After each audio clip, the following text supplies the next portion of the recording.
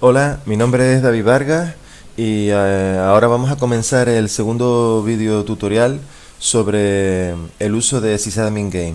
En el video tutorial anterior lo que habíamos visto era el proceso de instalación de Sysadmin Game en la máquina que iba a ser el máster o la máquina del profesor. Vamos a ver cómo nos habían quedado las máquinas.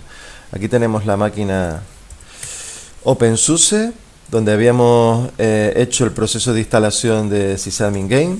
Vale, hacemos una comprobación de que lo tenemos correctamente instalado. Vale, está correcto. Conviene cada cierto tiempo, como el proyecto está alojado en GitHub y va cambiando, pues hacer una actualización con lo que hay en el repositorio, porque nosotros ahora mismo aquí tenemos una copia en local. Vale, lo vamos a actualizar. Haciendo un git pull, lo que hacemos es nos traemos las actualizaciones que haya en nuestro en el repositorio. Perdón. Ahí está actualizado. Vale. Si lo vuelvo a hacer otra vez, otro git pull, pues vemos que ya no hay nada que actualizar.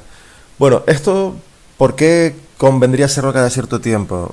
Bueno, en principio cuando nosotros nos hemos descargado la versión de la herramienta Sysadmin Game desde los repositorios, ¿vale? Pues nos hemos descargado la versión que tenía hasta ese momento, que era la 0.21.0, y bueno, hace unos días he hecho algunos cambios, he arreglado algunas cositas, y bueno, ahora tengo la 0.21.1, y poco a poco, a medida que yo vaya teniendo tiempo, pues voy arreglando cosillas que se van detectando porque se van actualizando las versiones de los paquetes o para nuevas plataformas o se van agregando nuevas funcionalidades. Normalmente en el verano es cuando tengo más tiempo para agregar nuevas funcionalidades. Entonces ustedes simplemente con hacer un git pull consiguen que se les actualice el software que tienen aquí instalado en local con las nuevas versiones. Si no lo quieren actualizar, pues bueno, no tienen por qué hacerlo, no pasa nada.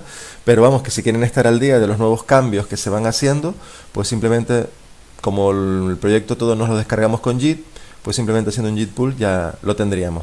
Vamos a ver cómo lo tenemos en la instalación que teníamos en el Debian, ¿vale? Aquí estamos en el Debian. Aquí habíamos hecho la instalación. Si hago project -v, pues bueno, aquí lo que nos decía es que la versión que teníamos en la máquina de Debian pues era la 0.21.0. Esto todavía no lo tenemos actualizado. Si se acuerdan, cuando yo hacía la comprobación de la instalación con el rake checks, bueno, me decía que estaba todo correcto y bueno, lo único que tenía en las versiones nuevas, pues bueno, lo único que ocurría es que estaba haciendo uso de unas funciones que ya estaban desactualizadas. Vale, esto no quiere decir que el proyecto esté mal, sino simplemente que me está advirtiendo que tengo que hacer como algunas actualizaciones con las nuevas versiones. Esto ya se ha hecho en el repositorio central y bueno, si yo estoy aquí en esta máquina local y me quiero actualizar, simplemente hago un git pull. Con esto lo que hace, se conecta a los repositorios de GitHub, se trae los nuevos cambios. Aquí me está dando como un resumen de las cosas que han cambiado. Bueno, pues se han añadido una serie de líneas, se han quitado otras, vale, ya está.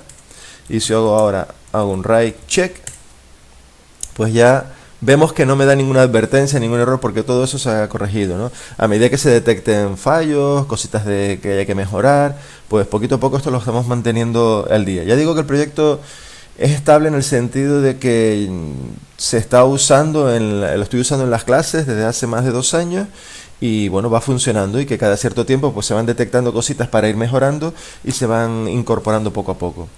Si ahora hago project -v, pues me está diciendo pues que la versión que tengo es la 0.21.1. Si a todos les da la versión 0.21.1, quiere decir que bueno, lo tienen actualizado, y si alguno no lo tiene, pues simplemente que sepan que haciendo git pull lo actualizan.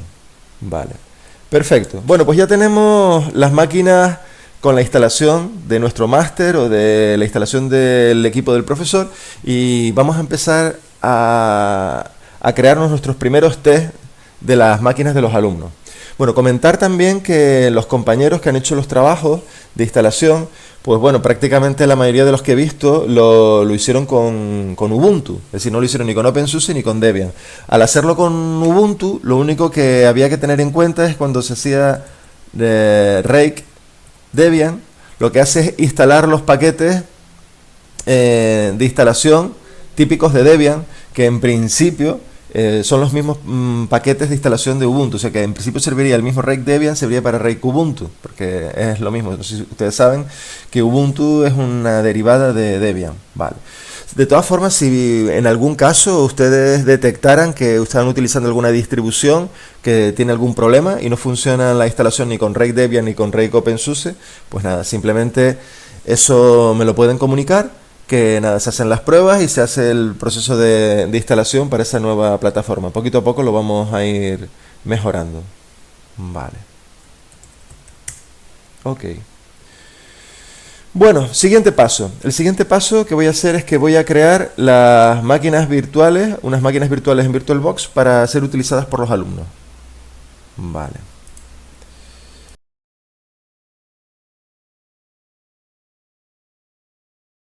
A continuación, lo que voy a hacer es crearme dos máquinas virtuales para simular dos máquinas de dos alumnos. Entonces ya me he clonado una máquina para Student 1 y ahora dentro de un momentito entraré y la personalizaré. Y ahora me voy a crear otra máquina para Student 2. Lo que estoy haciendo es las estoy clonando de un OpenSUSE base que ya tengo. Y es importante que a la hora de clonarlas, pues marcar la opción de reinicializar la Mac, ¿vale? Porque si tenemos las Mac repetidas entre máquinas virtuales, pues bueno, pues vamos a poder tener problemas de comunicación. Clonación completa. Vale, clonar. Yo ahora voy a utilizar OpenSUSE en las máquinas virtuales de los alumnos para pedirles un trabajo, que lo hagan en sus máquinas y luego yo hacerles unos check en remoto. No tiene por qué ser OpenSUSE, lo que pasa es que bueno, yo hago OpenSUSE porque me es cómodo, pero puede ser cualquier sistema, en principio para estos casos de simples que vamos a hacer, cualquier sistema en el cual yo pueda tener instalado el SSH. Vale, nosotros como en este tutorial vamos a trabajar con el protocolo de comunicación SSH. Ya en un tercer tutorial ya veremos cómo utilizar otros protocolos de comunicación. Bueno. Vamos a seguir con la clonación. Ahora cuando termine la clonación de las máquinas, tengo que entrar en cada una de ellas, de estas máquinas, y la tengo que personalizar para cada alumno. En el caso de la IP y la configuración del SSH en cada una de las máquinas de los alumnos, porque recuerden que yo desde la máquina del profesor tengo que poder acceder vía SSH a las máquinas de los alumnos. Entonces los alumnos me lo tienen que dejar bien configurado para yo poder entrar.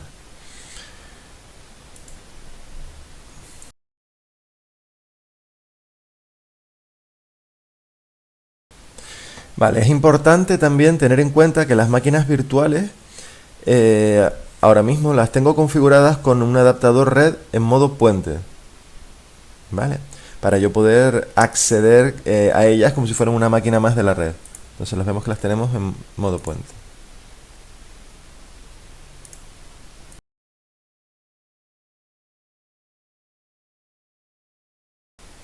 Bueno, una tarea que llevaba un poquito de tiempo es coger cada una de las máquinas que queremos para los alumnos y personalizarlas. Bueno, esto pues lo hacemos nosotros, pues porque bueno, vamos a hacer las pruebas, pero se supone que esto en principio cada alumno va a ser el encargado de personalizar pues su propia máquina. Aquí voy a poner, estoy mostrando cómo se hace con el OpenSUSE, porque el OpenSUSE tiene una herramienta que se llama Just, que por el entorno gráfico permite hacer un montón de configuraciones. Bueno, no estoy diciendo con esto que sea necesario hacerlo con el OpenSUSE, pero que si alguien lo va a hacer con el OpenSUSE, pues que sepa que lo tenemos. Fíjense que ahora aparece este nombre porque yo lo cloné de una máquina, de la máquina del maestro lo cloné, pero lo tengo que personalizar ahora.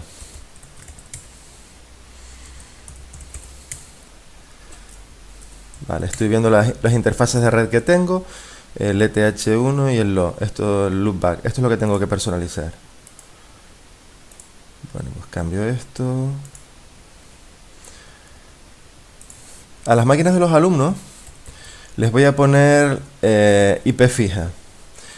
Y en el aula lo ideal sería decirle a los alumnos, a cada uno asignarles una IP concreta, una IP fija, de decirle, pues el alumno que se sienta en el puesto 1, pues tiene la IP 1 no sé cuánto, el que se sienta en el puesto 2, la IP 2, el puesto 3, 3, y así asignarles unas IP que sean fijas, porque de esa forma nos es más fácil a nosotros, digamos, por un lado controlar que no se repiten las IPs entre las máquinas de los alumnos, y por otro lado facilitarnos la identificación cuando lo ponemos en los ficheros de configuración. Bueno, pues esta es la máquina del estudiante 1, ya la de estudiante 2 ya la configuré. Vale, estoy poniendo la IP estática. Luego el nombre de host, pues yo le pongo que lo voy a llamar student 2. Vale, bueno, este es el servidor DNS. Y la puerta de enlace, pues la que tengan ustedes en el aula, ¿no? Como esto estoy haciendo yo las pruebas en casa, pues bueno, pues la puerta de enlace que tengo yo ahora mismo es esta.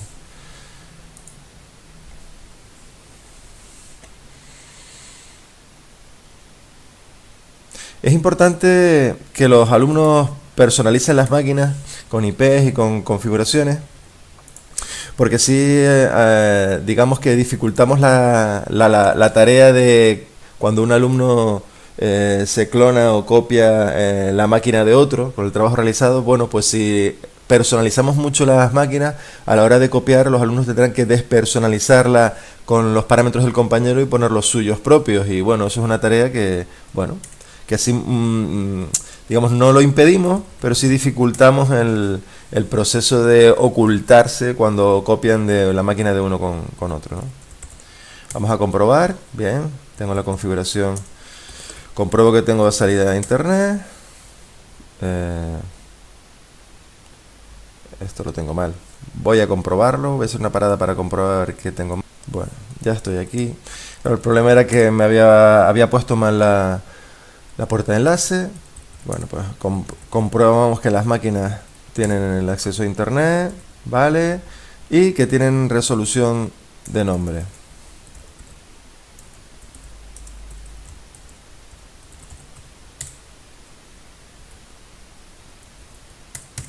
Perfecto, tiene su resolución de nombre, DNS está bien, sale a internet, la puerta de enlace está bien, y está la máquina, la configuración de red bien configurada. Bueno, lo siguiente que tenemos que comprobar o que tenemos que asegurarnos es que los alumnos tienen en sus máquinas la configuración del servicio SSH y lo tienen correcto. Vale, yo lo podría hacer por Jazz en entorno gráfico. Vale, se puede hacer por aquí. Bueno, y también lo puedo hacer por comando. El servicio SSH pues se llama SSHD, y bueno, estoy comprobando el estado en el que está. Esto es lo mismo que el service SSH status, muy parecido. Bueno, pues veo que está activo, tengo el servidor SSH funcionando. Luego otra cosa que es importante es en la configuración de SSH. Vale, voy a hacerlo por comando.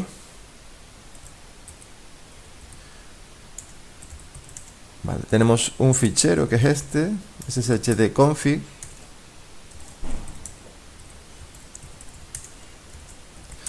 Bueno, esto en Debian y en Ubuntu es igual, ¿no? Es el mismo fichero de configuración. En principio esto no hay que tocarlo, digamos las opciones que vienen por defecto pues nos vienen muy bien. Solamente hay un parámetro que a mí sí me gusta tocar, que es este, para las máquinas de los alumnos. Permit rule login yes. Esto lo que quiere decir es que vamos a permitir el acceso SSH del usuario root. Es decir, que yo como profesor me voy a conectar usando el usuario root de la máquina del alumno. Bien, ¿y esto por qué es? Esto es porque yo necesito, cuando me conecto a la máquina del alumno, tener, o por lo menos yo en principio quiero tener acceso total a todas las funciones de la máquina. Y entonces yo necesito que él me deje la clave del usuario root y me deje acceso a SSH para yo poder controlar cualquier cosa. Yo en principio no voy a modificar nada de la máquina del alumno, solamente voy a leer información. Pero para no tener restricciones en ningún tipo de modo lectura, pues a día de hoy pues accedo mediante el usuario root. Quizás esto es una cosa que habría que estudiar para en un futuro más adelante, para acceder con otro usuario que no fuera root, porque a mí acceder con el usuario root me gusta usarlo lo menos posible. Entonces en un futuro pues se estudiará a ver qué otro mecanismo, otra fórmula se puede hacer para que sea fácil entrar con altos privilegios, pero que no puedan estar modificando nada, ¿no? Bueno, de momento a día de hoy lo he resuelto así, que accedo con el usuario root. Entonces esto hay que modificarlo. Bueno, pues soy el usuario root. Muy bien. Y tengo que reiniciar el servicio SSH para que coja los nuevos cambios. Bueno, pues se supone que ya lo he cogido. Entonces tenemos que en esta máquina ya tiene el SSH activo y yo desde la máquina del profesor voy a poder acceder. Vamos a comprobarlo. Me voy a mi consola. Esta es mi máquina del profesor. Y voy a acceder con el usuario root a 192.168.1.202, que es la máquina del estudiante 2. Pongo la clave del usuario root de la máquina del alumno 2. Bueno, y veo que ya estoy en la máquina del alumno 2. Me aparece aquí en el student 02 para ayudarme a identificar que estoy en esa máquina. Perfecto, entonces tengo el acceso, correcto. Voy a comprobarlo, que también puedo acceder a la máquina del alumno 1. Perfecto, y puedo acceder. Bien, pues ya tengo las máquinas preparadas, la máquina del alumno 2 y la máquina del alumno 1 para poder entrar. Es importante también comentar que lo único que yo necesito de los alumnos es que tengan las máquinas encendidas y con el SSH, y que me den tener la IP de sus máquinas y la clave del usuario root, y ya con eso ya puedo entrar. No es necesario que tengan las sesiones abiertas ni que dejen de trabajar, no hay ningún problema, yo ya puedo empezar a trabajar con ellos. Muy bien, ya está todo comprobado. Pues vamos a hablar de cómo crear nuestros primeros tests. Bueno,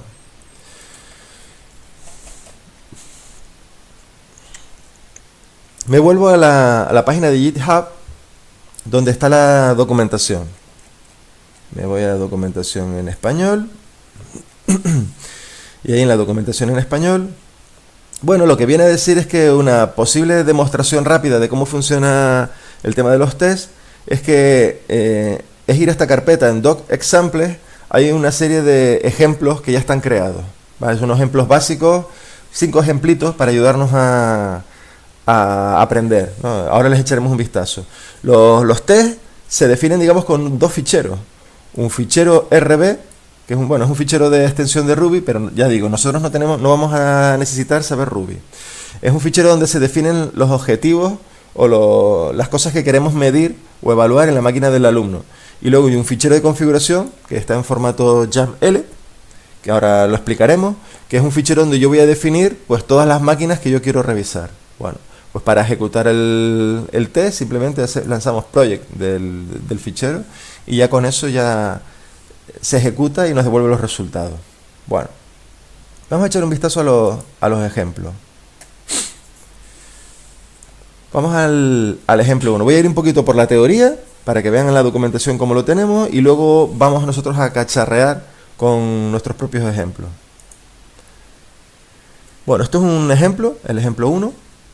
Pues voy a ir un poquito por encima, pero ustedes lo pueden leer con calma si ven que voy muy rápido. Entonces, se consta de 2 ficheros, donde están definidos los objetivos a medir y el fichero de configuración. Bueno, si vamos a echarle un vistacito a este fichero, el RB. Bueno, tiene este aspecto. Esto simplemente son comentarios. Solo son comentarios. Bueno, no nos asustemos al ver esto. Solamente hay 4 palabritas que debemos de aprender, que es las tareas, objetivos, el goto y expect. Bueno, así es como vamos a definir nosotros nuestros objetivos. Task, que es la tarea, simplemente sirve para agrupar un conjunto de objetivos que queremos medir, ¿vale? Entonces nosotros definimos las tareas con un nombre, empieza con un do y termina con un end. Nosotros podemos definir una única tarea o muchas tareas. Cuando tenemos un test que es muy simple, simplemente con una tarea es suficiente y dentro de esa tarea tenemos todos estos objetivos que son los que queremos medir, ¿vale? Pero cuando el fichero se nos complica y tenemos muchos objetivos, pues a veces nos es más cómodo agrupar todos los objetivos que queremos medir en diversas tareas. Simplemente es por comodidad de lectura. Bueno, pues vamos a ver cómo funciona esto. Target. En Target ya estamos empezando a definir cuál es el objetivo que queremos medir en la máquina del alumno, en la máquina que queremos chequear. Pues ponemos un texto. El texto en principio se puede poner en español o en inglés. Lo que pasa es que en la documentación esta yo los he puesto en inglés, pues bueno, pues para que sea cómodo que cualquiera lo pueda entender. Entonces, el objetivo que voy a crear ahora simplemente es una comprobación usando los comandos de ver si existe el usuario v1. Simplemente es comprobar si tenemos el usuario v1 definido en la máquina. Vale. Ahora vamos a la instrucción goto. La instrucción goto lo que hace es ir a la máquina que nosotros le digamos. En este caso va a ir a una máquina localhost, es decir, va a chequear nuestra propia máquina. Vale, esto simplemente es un ejemplo de prueba. Ahora mismo si lo lanzamos en la máquina del profesor, estaría lanzando el check en la máquina del profesor y no estaría yendo a la máquina del alumno a chequearlo. Pero bueno, estamos empezando porque es el primer ejemplo. Entonces esto iría a la máquina de prueba y ¿qué haría? Ejecutaría este comando. Este comando, si ustedes lo ejecutan, lo que hace es mostrar la información del usuario v1 si existe, y esa información lo que devuelve es el número de líneas que devuelve el comando anterior. Bueno, es un poquito enrevesado, pero bueno, vamos a verlo. Si hago id ob1, verán que me dice que el usuario no existe. Si yo cuento el número de líneas, pues me está diciendo que son 0 líneas, no existe ese usuario. Si yo lo hago, esta misma comprobación con otro usuario que sí existe, el usuario root, pues vemos que sí, que me devuelve información. Y si yo hago id root, bueno, esto simplemente son comandos del sistema para ayudarme a mí a averiguar si los usuarios existen o no. Entonces, si yo identifico los comandos que yo necesito, los puedo poner en la herramienta. O sea, al final voy a necesitar conocer comandos de Linux, o comandos de Windows, o comandos del sistema operativo que sea el que vayan a utilizar los alumnos. Al final hay comandos para todo. Hay comandos para todo. A veces cuesta un poquito encontrarlos, pero hay comandos tanto para Windows como para Linux para encontrarlo todo. Yo poco a poco en los videotutoriales trataré de ir introduciendo algunos comandos y no me van a caber todos, pero si más adelante algunos tienen dudas de qué comando me puede devolver determinada información, pues no hay ningún problema. Ustedes me lo consultan a través de mi cuenta de Twitter de Barruí o a través de mi cuenta de correo y yo los puedo ir ayudando. Bueno, total que vemos que yo lanzando este comando me devuelve un 0 o un 1 me devuelve esto, un 0 o un 1. Bien, este resultado que se devuelve de ejecutar este comando en esta máquina se guarda en resultado. Bueno, pues si todo va bien, yo espero que el resultado sea igual a 1. Vale, eso es lo que yo espero. Si el resultado es igual a 1 quiere decir que existe el usuario v1, y si es 0, pues que no existe. Bueno, otra forma de evaluar este mismo objetivo. Bueno, pues yo me defino otro target. Pues voy a comprobar que existe el usuario v1, pero en este caso voy a utilizar el count que me devuelve, digamos que tengo construido aquí en la herramienta. Entonces hago lo mismo, hago un goto localhost, o sea, voy hacia la máquina donde voy a ir para ejecutar el comando, ejecuto el comando id ob1 y el resultado me lo traigo. Vale, si yo ejecuto el comando id ob1,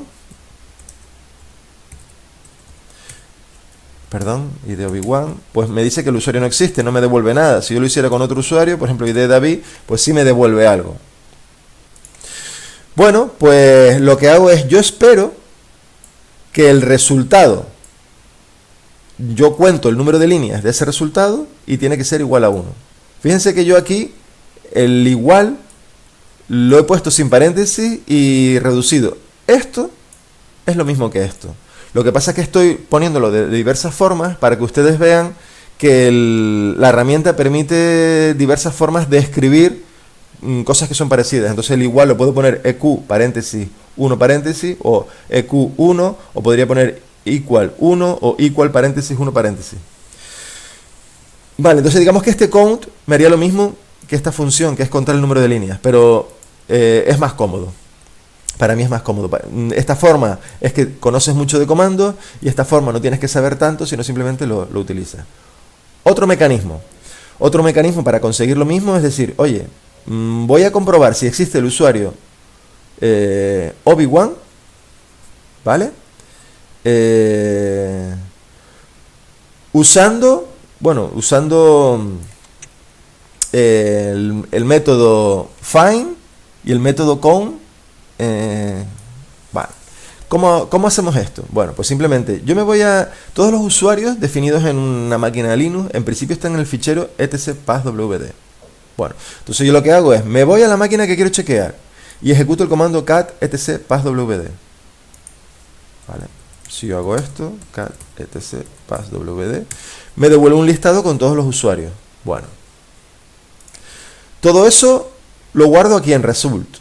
Está guardado en result. Entonces, si yo en result, al resultado, lo que hago es buscar, que me busque todas las líneas, esto es como una especie de un grep, que me busque todas las líneas que tienen Obi-Wan y que luego me las cuente, ¿vale? Y al final me diga si es igual a 1. Pues si eso es lo que yo espero, ¿vale? Que el resultado de haber ejecutado el comando anterior y buscar las líneas Obi-Wan y contarlas, me tiene que ser igual a 1. ¿Vale? Esto es otra forma de medir el mismo objetivo. Vale, si se fijan, tanto esto como esto como esto son diversas formas de tratar de medir el mismo objetivo. Ustedes en los test no tienen que poner las 4, quiero decir, ustedes lo ponen de una sola manera. Lo que pasa es que como esto es un ejemplo, yo pongo diversas formas de cómo sería para que cada uno utilice el que le resulte como más cómodo. Vale, y luego otro que sería más complejo sería utilizando expresiones regulares. Vale, ¿y cómo sería esto de expresiones regulares? Bueno, pues esto es que va a medir, va a buscar el usuario. Me acabo de dar cuenta de que este texto va aquí y este texto va aquí. Bueno, ahora lo corrijo. Esto va a buscar el usuario Obi-Wan o Obi-Wan, uno de los dos. Vale, entonces uno de los dos podría ser válido en el check. Entonces, ¿qué hago? Pues bueno, me voy a la máquina local, ejecuto el comando cat etc-password. Vale, el resultado lo guardo aquí y lo que voy a hacer es hacer una búsqueda. En este caso estoy utilizando expresiones regulares, es la forma más compleja, pero también es muy potente, por si alguien quiere utilizar expresiones regulares. Y entonces esto lo que me va a hacer es, me va a buscar todas las ocurrencias Obi-Wan o Obi-Wan. Vale, las cuenta y eso tiene que ser igual a 1. Y con eso podría encontrar cualquiera de los dos casos. Vale.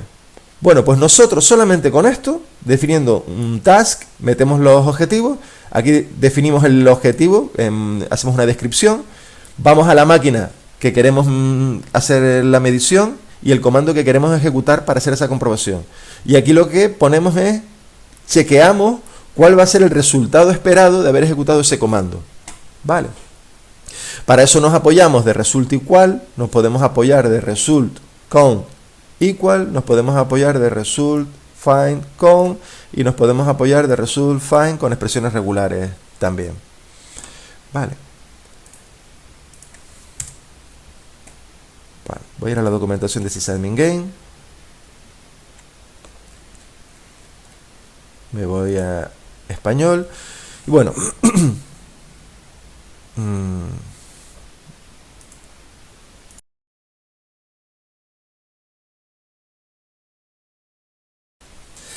Bueno, en la documentación que tenemos en español, tenemos un enlace a las palabras clave del DSL, ¿vale? Digamos que DSL son las palabras que vamos a utilizar para definir nuestros tests, ¿vale? Todas estas que estaba yo explicando, pues task, target, goto, expect, bueno, result, pues todas están, bueno, se ha intentado explicarlas aquí.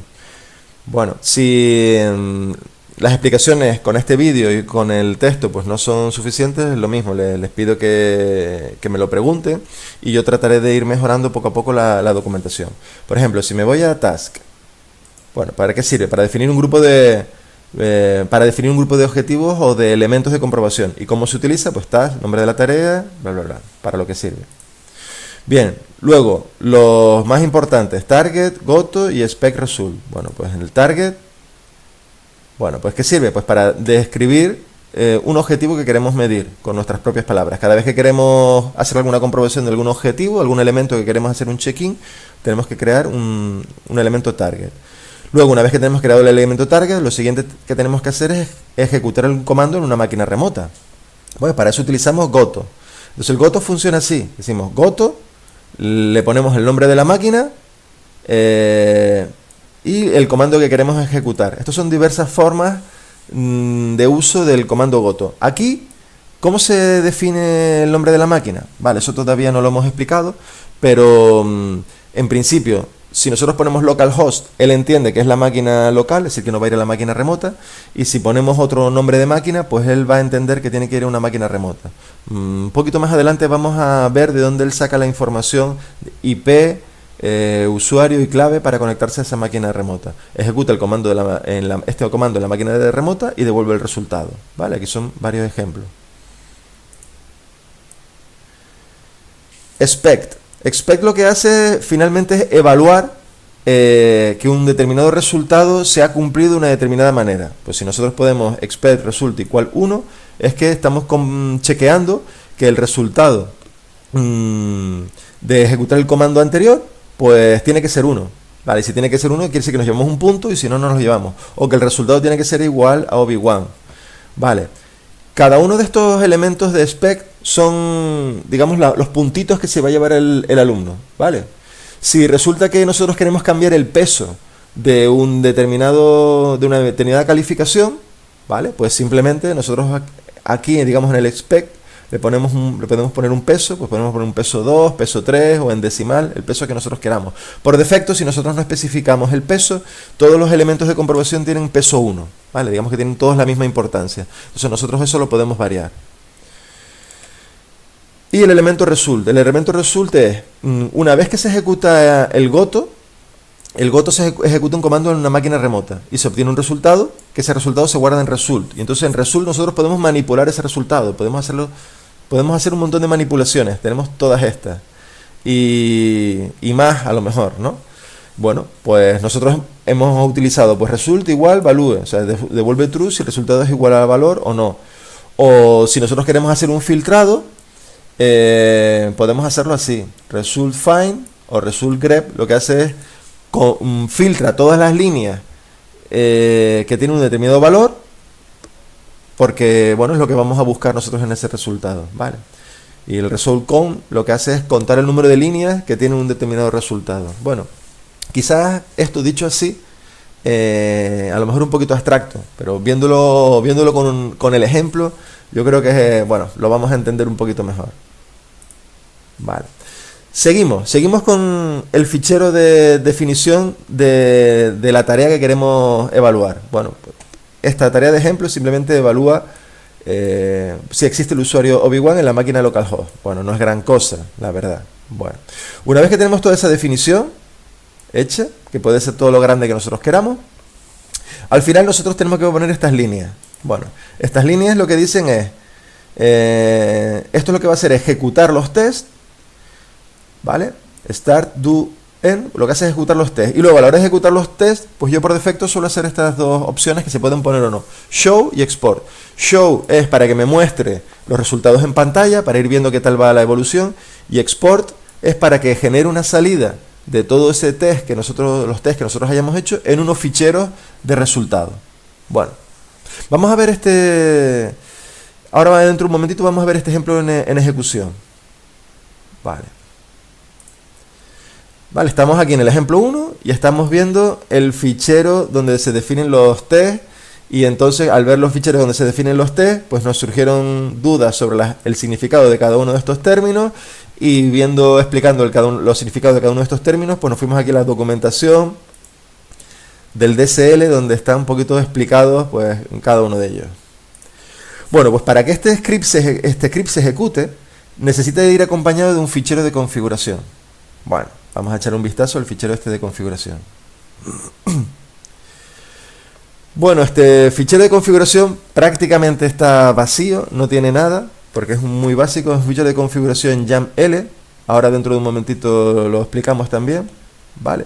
Pero bueno, es un fichero que está vacío. Normalmente en el fichero de configuración tiene una sección global, donde se definen configuraciones globales, y una definición por cada caso. ¿Quiénes son los casos? Los casos son los distintos alumnos o grupos de alumnos que queremos evaluar, ¿no?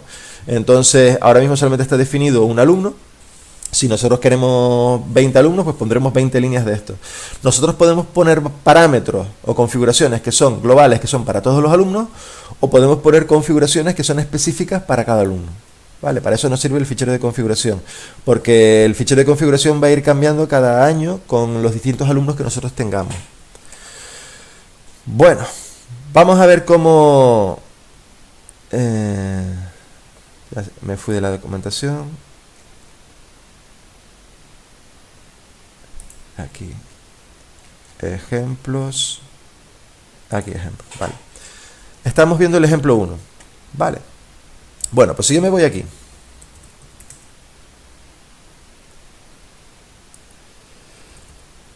Vale, estoy en mi proyecto.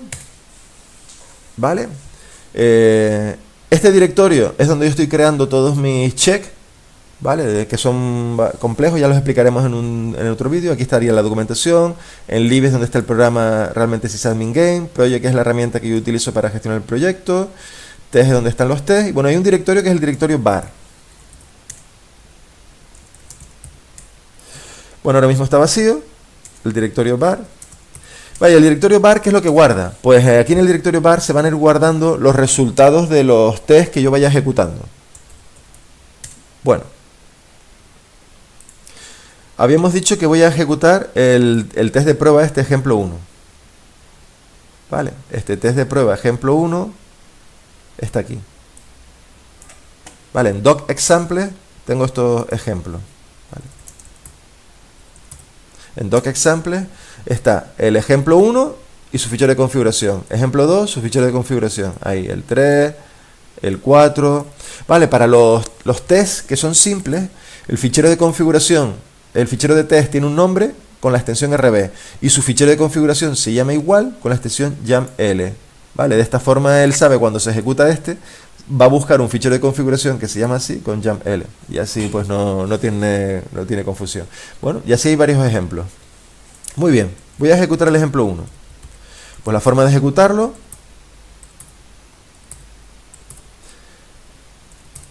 La forma de ejecutar un test simple, simplemente es llamar a la herramienta project para que gestione el proyecto y le digo, mira, te voy a pasar como argumento este test. Bueno, y lo que hace es ejecutar el test. Bueno, pues lo ejecuta. Fíjense que nos ha salido una información en pantalla. Bueno, ha salido una información en pantalla. ¿Esto por qué es? Porque, bueno, cuando nosotros definimos nuestro test, el test 1, ¿vale? Definimos que cuando lo arrancáramos, nos iba a mostrar la información en pantalla y nos iba a exportar la salida a unos ficheros de texto. ¿Vale? Entonces, como resultado de mostrarlo en pantalla, nos muestra esto. Bien, ¿qué es lo que viene a decir? Pues viene a decir que, bueno, él ha entendido que va a ejecutar este script, que el fichero de configuración es este, ¿vale? Lo ha entendido bien, ¿vale? Y el test se llama ejemplo 1. Él coge automáticamente el nombre del fichero de aquí, del nombre del fichero. Bueno, empieza a ejecutarlo, está ejecutando sysadmin game en la versión 0.21.1. Bueno, empieza la ejecución en este momento y termina en este momento. Y aquí van a aparecer, aquí van apareciendo una serie de símbolos, que ahora mismo ha sido todo muy rápido porque los test eran muy cortos, pero en el caso de que tuviéramos muchas máquinas que testear, pues nos va a ir diciendo el grado de evolución de los test. Cuando termina, pues nos hace un resumen aquí en pantalla. Pues bueno, él terminó sus test, solamente había un caso de prueba, ¿vale? Y ese caso de prueba, pues los resultados están a 0. ¿Vale? Si se fijan, el caso de prueba era este. Era chequear que existe el usuario v1 de esta forma, de esta forma, de esta forma y de esta forma en la máquina localhost. Vale, y como ese usuario no existe en la máquina localhost, pues esto falló, esto falló, esto falló y esto falló. Vale, es normal. Bueno, ¿dónde está el resultado en modo texto, no? Bueno, pues en el directorio var se ha creado un directorio que se llama example1 porque estamos ejecutando el test example1. Si hubieran más test, pues se quedarían más directorios para cada uno para cada test, para no mezclar los archivos de uno y otro. Y dentro de ese directorio, bueno, estos son unos directorios para uso temporal, ¿vale? Y entonces en el directorio out es donde se crean los ficheros de salida. Pues vamos a ver. Los ficheros de salida, ahora mismo se están creando unos ficheros de texto. Esto se podría ir cambiando para que fueran ficheros en otro formato. Son cosas que se pueden ir ampliando y se pueden ir mejorando. Y entonces se crea un fichero resumen, que es el resumen TXT. Vale, el resumen TXT, esto lo ve solamente el profesor, es un resumen de qué tal ha ido la evaluación a todos los casos o a todos los alumnos. ¿Vale? Y luego, si yo quiero ver el detalle, pues para cada alumno o cada caso de prueba, tengo un fichero case, que en estos casos pues será el case 1, el case 2, case 3, dependiendo del alumno, donde viene un informe detallado. Si hago un more de ese fichero, veo un informe detallado. Muy bien, este informe detallado, veo que estoy chequeando al alumno student 1, ¿vale? Y estoy midiéndole los siguientes objetivos, ¿vale? Son 4 veces que le estoy mirando a ver si existe el usuario V1, ¿no? Aquí viene la descripción, chequeando si existe el usuario V1. Este es el comando que se lanzó, este es el número de segundos que se tardó en ejecutarlo y este se ejecutó en local, porque ahora mismo estamos haciendo unas pruebas en local. Se esperaba encontrar el valor 1, pero el resultado fue 0. Por lo tanto, la puntuación es 0 de 1. ¿Vale? Es decir, este objetivo tenía un peso de 1 y consiguió 0. El siguiente objetivo pues era comprobar que existe el usuario OB1, se ejecuta el comando, se tardó 0,03 segundos y lo mismo, se esperaba 1 y se obtuvo 0. Vale. Y aquí lo mismo, son todos 0, 0, 0. Y entonces aquí el alumno ve un resultado que, bueno, en qué momento se comenzó el test, en qué momento se finalizó, la duración del test. El máximo de pesos que podía haber conseguido era 4. Pesos en positivo consiguió 0, pesos en negativo 4, con lo cual, pues bueno, tiene 4 fallos. Total que la puntuación que tiene es 0, un 0%. Eso es lo que tiene. Bueno, eso es lo esperado.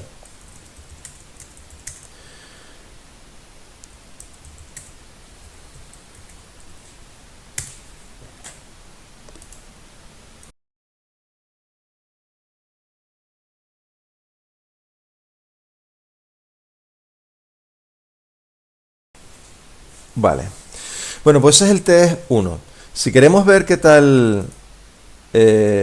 bueno, aquí está explicado también cómo funciona el ejemplo 1.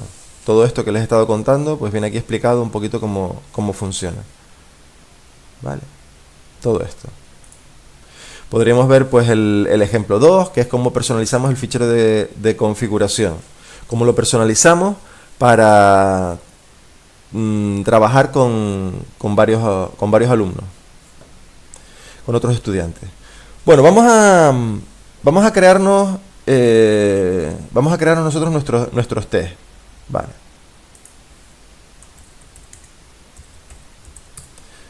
Vamos a crear nuestros test. Nuestros primeros test de prueba. Entonces, podríamos copiar un test que ya está creado y sobre ese test modificarlo. Pero bueno, lo que vamos a hacer es nos ayudamos de la herramienta Project y bueno, ponemos create. A ver si ya lo tengo creado esto.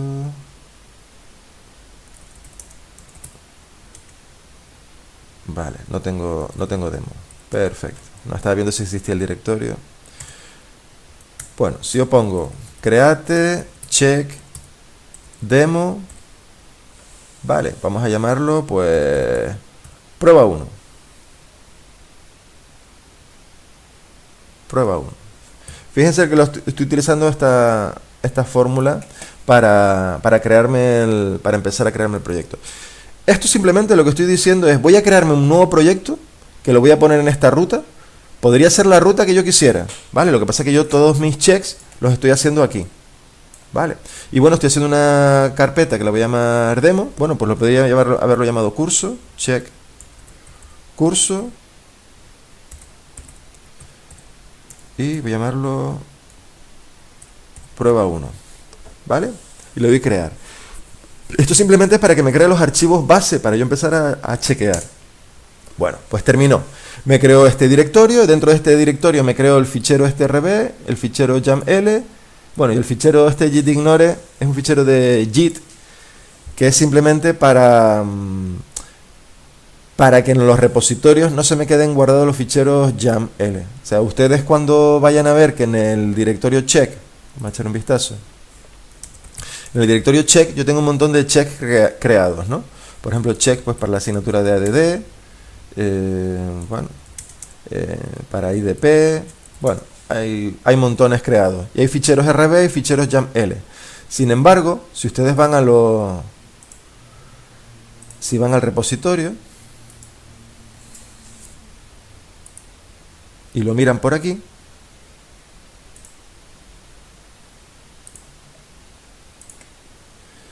ven que los ficheros RB están, pero los YAML no. Y eso es porque en el fichero gitignore yo tengo especificado que me ignore los ficheros YAML. O sea, que los ficheros YAML de configuración no me los suba a los repositorios. Vale. ¿Por qué hago esto? Porque a veces en los ficheros YAML hay información personal de los usuarios, DNI de los usuarios o claves privadas de los usuarios, y entonces a mí me interesa tenerlo en local, pero no me interesa que suba a los repositorios de Git, y entonces por eso por defecto, digamos, ignoro la subida de ficheros YAML al repositorio. Entonces los repositorios solo van a ver ficheros RB. Pero bueno, para que ustedes, si los pueden reutilizar estos ficheros RB, pero los YAML los tendrán que construir y personalizar para las máquinas concretas de sus alumnos. Perfecto. Bueno, total que con esto le estoy dando la orden para crear mi primer fichero de prueba, que son estos dos. Vale, pues vamos a echar un vistazo a ver qué aspecto tiene.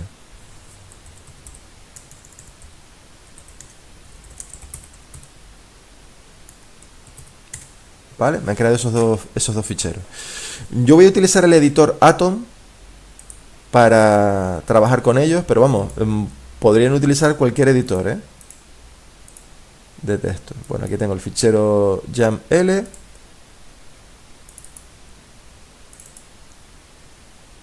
Aquí está el fichero YAML de configuración. Y aquí está el fichero de los test. Bueno, pues aquí vamos a empezar a crearnos nuestros test. Vale, y para crear nuestros test tenemos que pensar de qué va a ir nuestra actividad. Bueno, pues yo me voy a inventar una actividad. Acuérdense que ya tenemos definidas las máquinas de los alumnos. Vale, están aquí las dos máquinas de los dos alumnos, de Student 1 y de Student 2. Las tengo ahí preparadas.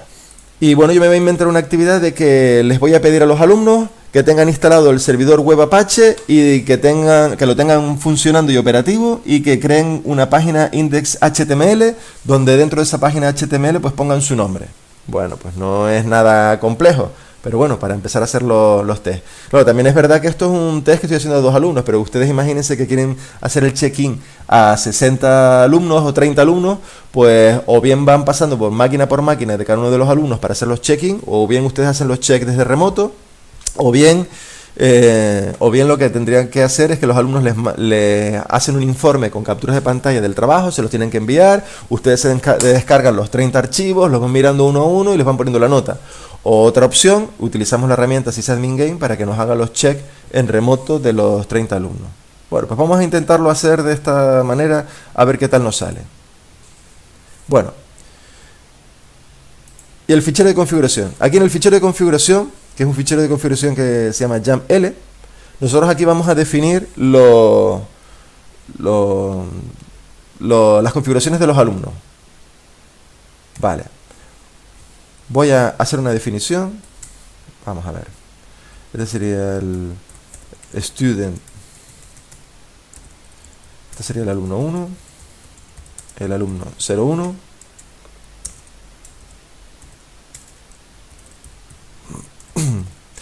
Y habíamos dicho que el alumno tenía la IP 192.168.1.201. Y luego también la clave de username, iba a utilizar el usuario root, y la clave, bueno, le había puesto la clave profesor. Vale. Y luego para el alumno 2, que es este, alumno 2, pues tienen la IP esta. Bueno, pues aquí simplemente estoy poniendo las configuraciones de cada uno de estos alumnos. En este fichero de configuración, si se fijan, Esto es como un array. Este es un elemento, esto es otro elemento y puedo poner un montón de elementos. Esto que ven aquí con dos puntos, es como si fuera un texto o un valor de clave. Es decir, esto quiere decir que la IP de su máquina va a ser esta, su nombre de usuario esta y el password esta. Y este tiene la IP esta, el nombre de usuario es este y la password esta para yo poder entrar de cada uno de los alumnos. ¿Por qué he puesto yo aquí host 1? Yo puedo aquí poner realmente lo que yo quiera. Es un identificador de la máquina. Vale, llamado host 1, pero puedo llamarlo máquina virtual, no sé, podría llamarlo así también, máquina virtual 1. Vale, esto simplemente es un identificador. Lo único que tengo que poner siempre el mismo identificador. En este caso, cada alumno solo va a tener una máquina. Y yo a esa máquina le voy a poner un nombre. En este caso, host 1. Entonces, este alumno va a tener una máquina que yo la llamo host 1 y tiene estos parámetros: IP, usuario y clave. Este usuario va a tener, este alumno también va a tener una máquina que yo la llamo, este es el host 1 de este alumno y va a tener estos parámetros. Vale, yo ahora mismo solamente voy a chequear una máquina virtual por alumno, pero yo podría decirle a los alumnos que tuvieran 3 máquinas. Por ejemplo, si yo estoy haciendo una práctica con los alumnos de controlador de dominio, entonces ellos tendrían un Windows Server como controlador de dominio, a lo mejor luego tendrían un Windows 7 y un Linux que se unen al dominio, total que tendrían 3 máquinas. Vale, pues en ese caso yo tendría que aquí definir pues host 1, host 2 y host 3. Tendría que definir las 3 máquinas que corresponden al alumno 1 y luego las 3 máquinas que corresponden al alumno 2. Y así con todos los alumnos. Vale. Voy a explicar un poquito el tema de YAML, porque ha habido gente que me lo ha preguntado, este formato de configuración, que lo ven un poquito raro. Incluso ha habido gente que me ha pedido que modificar la herramienta para permitir ficheros de configuración en formato JSON. Bueno, pues ya lo he estado viendo y sí, en principio se va a poder hacer, y entonces a lo largo del verano, que es cuando yo tengo tiempo de ampliar las funcionalidades, voy a añadir funcionalidad para que la herramienta, aparte de aceptar ficheros de configuración en YAML, también acepte ficheros de configuración en formato JSON. Bueno, pero bueno, de momento voy a hacer una explicación de cómo funciona YAML. Explicar un poquito esto. Bueno, para ello voy a abrir una herramienta que se llama IRB. IRB es el intérprete interactivo de Ruby. Esto simplemente es que es una especie de una consola. Esto no hay que saberse Ruby, ¿vale? Simplemente es una explicación. Es una consola donde, bueno, yo puedo lanzar comandos de Ruby, ¿vale? Lanzo comandos de Ruby para ver qué tal funcionan, para ver su funcionamiento. Entonces voy a cargar la librería de YAML. Bueno, y voy a hacer una variable A, que la voy a definir la variable A como si fuera un array. Vale, esto es un array. ¿Vale? De modo que el A de 0, ven que tiene un 1, y A de 4, pues tiene el 5. ¿Vale? Este es el 0, 1, es un array. Bueno.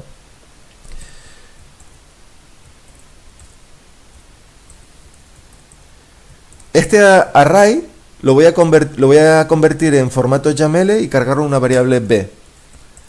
Vale, lo muestro en pantalla. ¿Ve? Entonces simplemente ven que si este array yo lo convierto a YAML, el formato que tiene es esto. Empiezan como 3 rayitas y luego simplemente cada elemento del array es rayita, un elemento, rayita, otro elemento, rayita, otro elemento. Vale, esto es una forma de definir un array. Entonces, si se fijan, nosotros aquí tenemos definido un array. Está dentro de casos. Los casos de prueba, que son las definiciones de cada uno de los alumnos, es simplemente un array. Nosotros podemos aquí definir todos los casos que queremos y por eso es la rayita.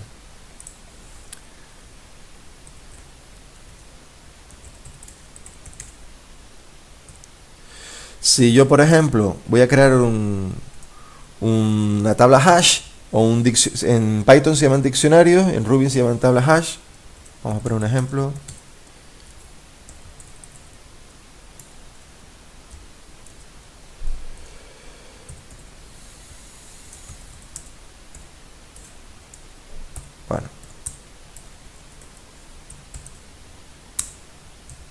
Bueno, esto es una tabla, vale, una tabla hash, donde cada valor tiene asociada una clave.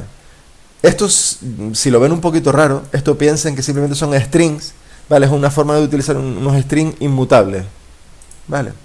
Si hago a name, me devuelve que el contenido de la clave name es David y que el contenido de la clave age es 46. Vale. Si yo esto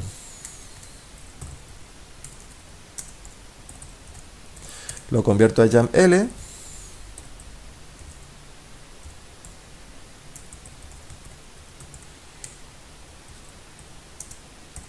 vale, si lo convierto a YAML, ven que bueno, que simplemente esta es la forma YAML de lo que es una tabla hash. Entonces, si se fijan, esto es una tabla hash. Vale, esto es una tabla hash que a su vez el elemento cases tiene dentro definido un array. Vale, esto es un array dentro de una tabla hash. Vale. Bueno, yo como la verdad que lo uso bastante, pues lo veo muy fácil, ¿no? Pero yo entiendo que aquí hay una serie de cosas que chocan, como que por ejemplo los string inmutables se definen con dos puntos así pegaditos. Bueno, es una forma de definir los strings.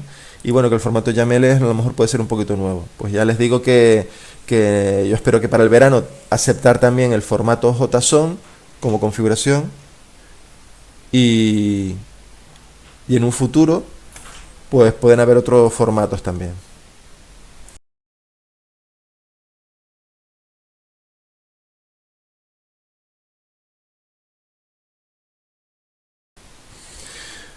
Bueno, pues espero que con esto se haya entendido un poquito cómo funciona el fichero de configuración.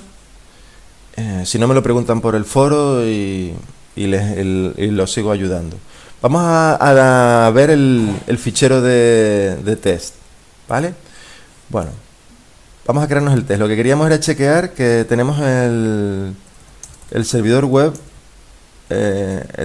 Apache.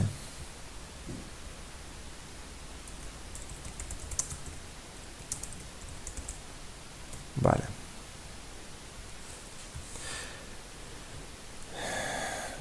El servidor web.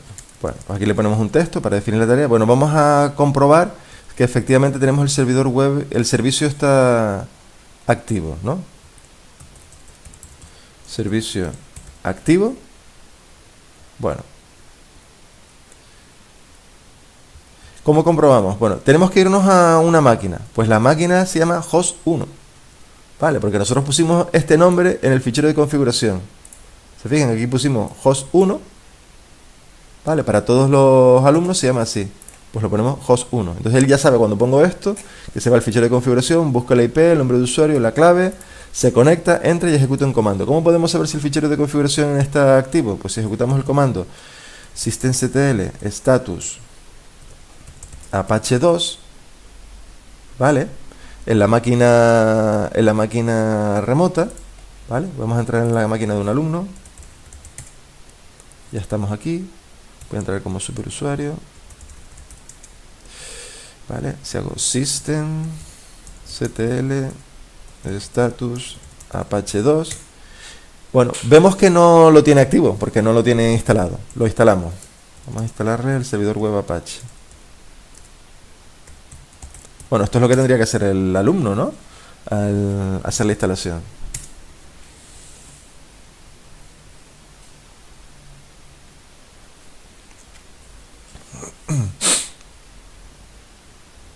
Lo que voy a hacer es que este alumno va a hacer el ejercicio y lo va a tener bien en esta máquina, el student 1, y el student 2 lo que voy a hacer es que no va a hacer el ejercicio y entonces lo va a tener mal. Para tener dos informes, dos evaluaciones, de una perfecta y una mal, pues para ver qué tal va.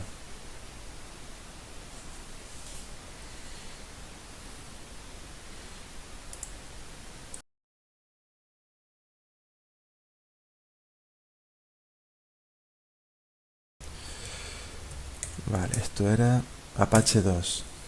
Vale.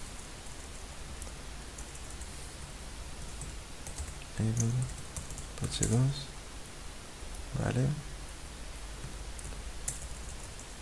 Start Apache 2. Vale, ya está iniciado el servicio. Y el enable quiere decir que el servicio arranque cada vez que se active, cada vez que se inicie la máquina. Y start, que lo estamos iniciando manualmente. Bueno, total que en el estado, si lo lanzamos, vemos que está el estado pone active running. Active running. Entonces, si aparece esta información, active running, quiere decir que el servicio está funcionando. Si yo hago stop y lo paro, veo el estado, veo que está inactive death. Eso quiere decir que está parado. Bueno, pues esto es importante tenerlo en cuenta porque, claro, yo lo voy a utilizar para comprobar si el servicio está arrancado o no. Si le doy a Start Apache, Status, tiene que aparecer el estado Active Running. ¿Vale? Muy bien. Me vuelvo al test. Pues aquí estoy en el test. Entonces, si yo ejecuto systemctl status Apache 2, ¿vale? Lo que tiene que ocurrir es que si yo tengo que encontrar la cadena Active Running,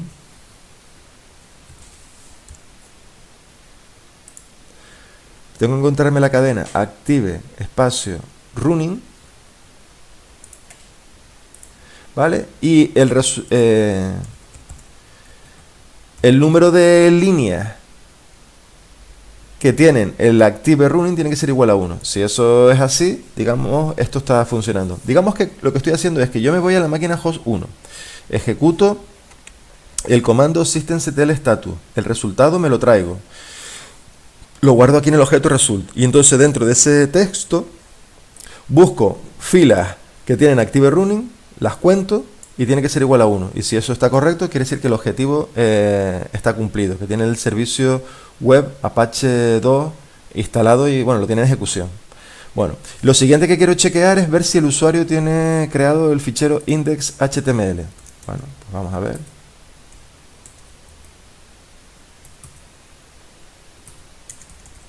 Bueno, vemos que no lo tiene creado, pues se lo voy a crear. Voy a crearle un fichero index.html.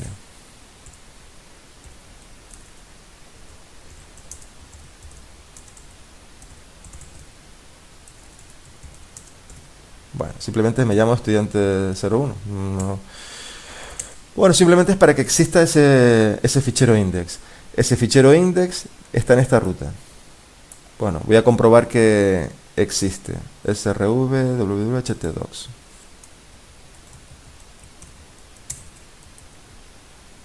El objetivo es que existe fichero index.html.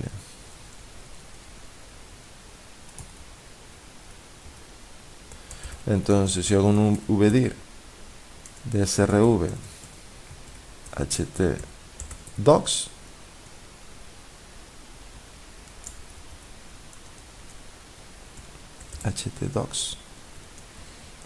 ¿vale? Esto quiere decir que si yo hago un vdir de esta ruta, srv www.htdocs, pues tiene que aparecer el fichero este index.html. Bueno, y entonces, ¿cómo lo compruebo?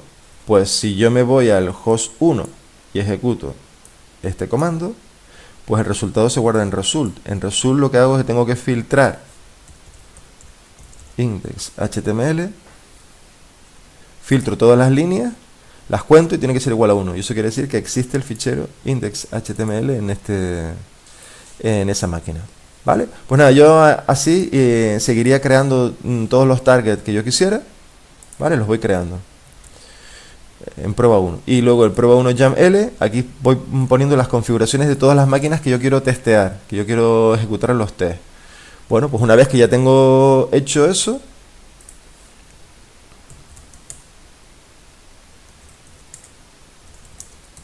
tengo los checks definidos aquí. Vale. Pues lo que tengo que hacer es ejecutarlo. Si se fijan en el directorio var, aquí tengo los resultados del test anterior, que es el directorio este. Vale, entonces cuando yo ejecute este nuevo test, los resultados se me van a quedar ahí.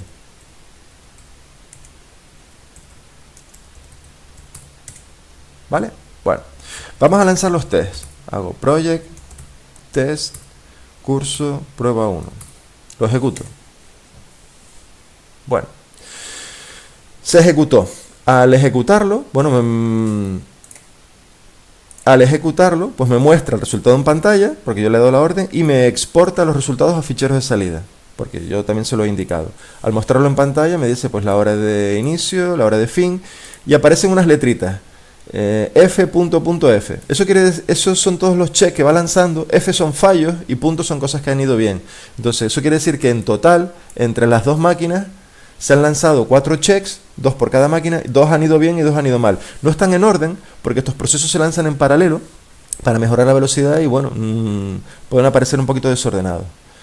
Bueno, aquí me muestra un resumen que yo he hecho los checks para la máquina del alumno 1 y la máquina del alumno 2. Aquí me dice que el alumno 1 ha conseguido el 100% de los objetivos y el alumno 2 pues no ha superado el 50%. Cuando no supera el 50% está con interrogante. Vale. Bueno, vamos a mirar